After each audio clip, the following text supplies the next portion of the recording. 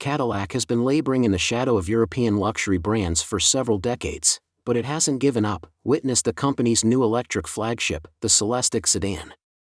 This stunner shares a family resemblance to the new Lyriq EV SUV, but its sleek lines, sweeping roof, and bustle rear end give it dynamic proportions and jaw-dropping presence. Cadillac's designers say that they have incorporated design elements from the past alongside high-tech systems that predict the future direction of the American luxury brand. The cabin is just as dramatic as the exterior styling, and it dazzles with brightly colored leather, a 55-inch digital dashboard, and Eames-inspired bucket seats.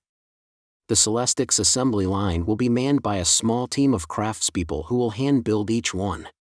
Customers will design their own Celestiq when they order, similar to the Rolls-Royce method of bespoke production.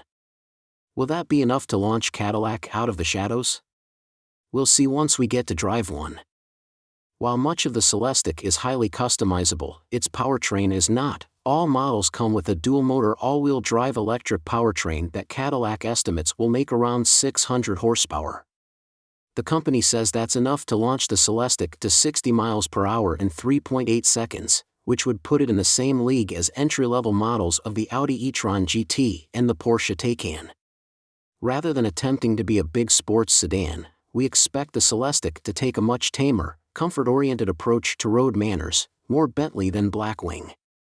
An adaptive air suspension system is standard, as is a rear-wheel steering feature that helps the long sedan maneuver more lively in tight spots and swing tighter U-turns.